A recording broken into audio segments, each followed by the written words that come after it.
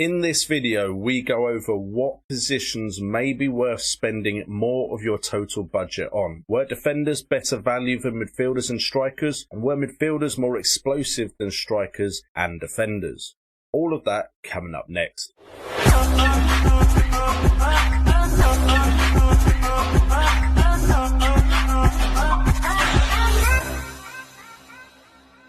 What the flock is going on, and welcome to the FPL Today YouTube channel, and welcome to another video where we try and help you guys pick the best FPL side to get the best rank possible for you and help you win those mini leagues. So if you want the assistance this season, make sure to hit that subscribe button and that notification bell to be alerted when our videos become live, and also get involved in the comments down below with your thoughts on what we talk about in these videos. So today we are going to, as you can see on the screen, go over the points scored by players last season, where that ranks them amongst the top scoring players in the top 50. Now we're getting all of this data from Fantasy Football Hub, which is a great site where you can get OPTA stats, fixture tickers and great articles from fantasy football managers, some of the best in the world.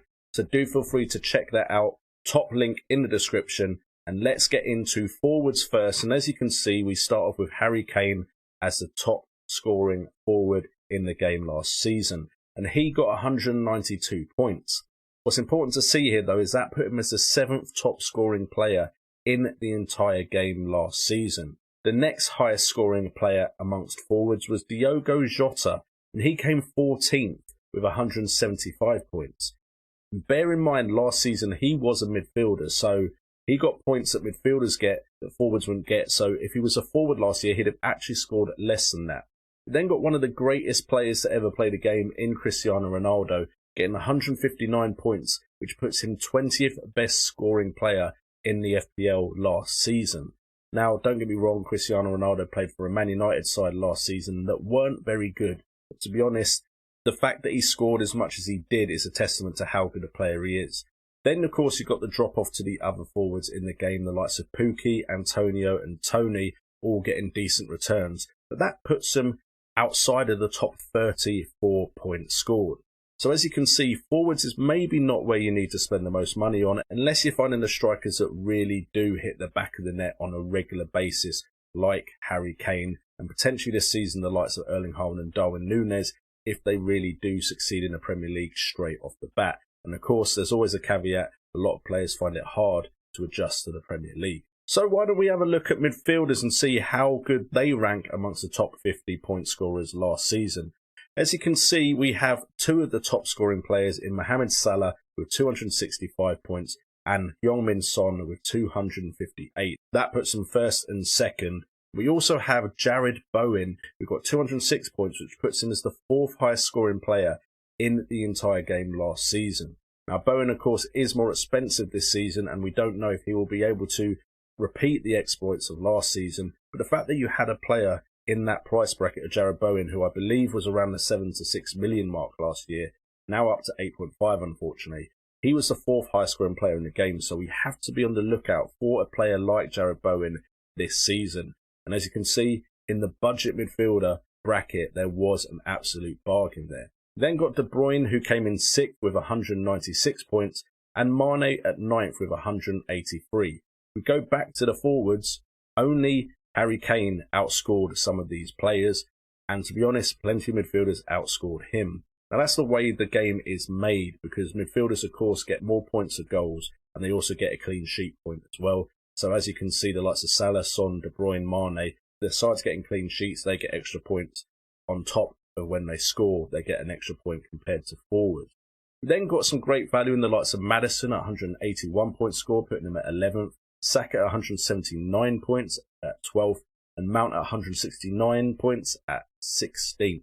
That puts a lot of them above the forwards in the game. So potentially the general formation back in the day was 3-4-3.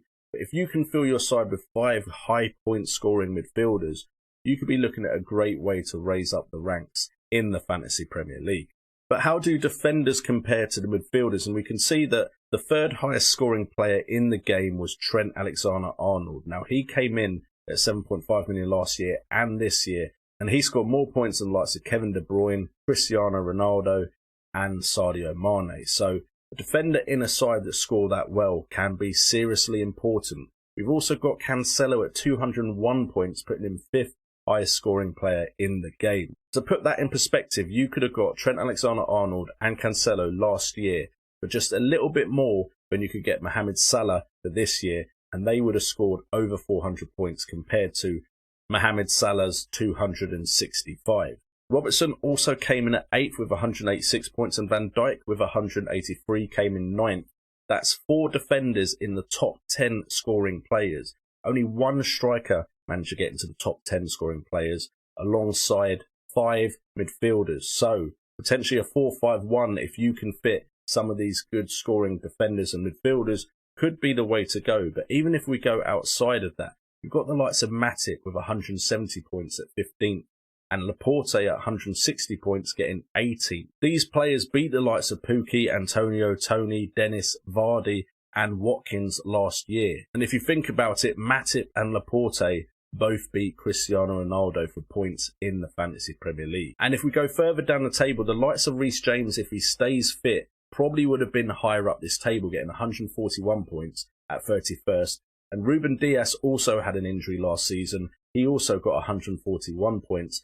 And if Aston Villa improve, Matty Cash could do very well as well. And Rudiger, who has of course left the Premier League, was another example of a player that was a really good option because of the price they came in at compared to a lot more expensive players. So what does this all mean for your Fantasy Premier League sides? Well, it means if we can predict who are going to be the highest scoring defenders in the game, they offer so much more value than potentially elsewhere in your side.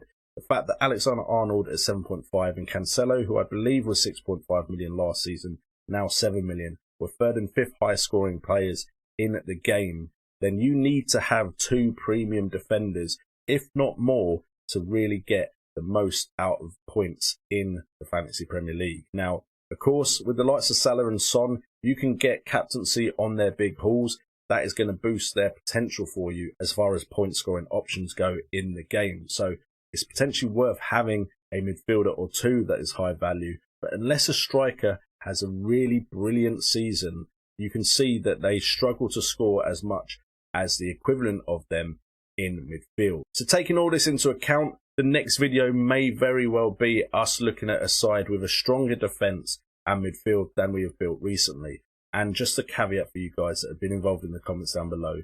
Some of you are judging my last video's team as if that is my team. It's not. And to be honest, this is a game of free choice. We can all build sides that we want to build. So if you don't agree with my side, that is completely fine. But I have got a decent record of finishing in the top 100k in the last 7 seasons. So take the information from my videos that you want to take from, and feel free to disagree with some of my opinions too, and we'll see how the season goes. And one of us will be right and one of us will be wrong. But if you're here for the ride with the flock, make sure to hit that subscribe button, hit that notification bell, and also get involved in the comments down below and hit that like button. I've been JNO, this has been FPL Today, and remember, it's all about the game.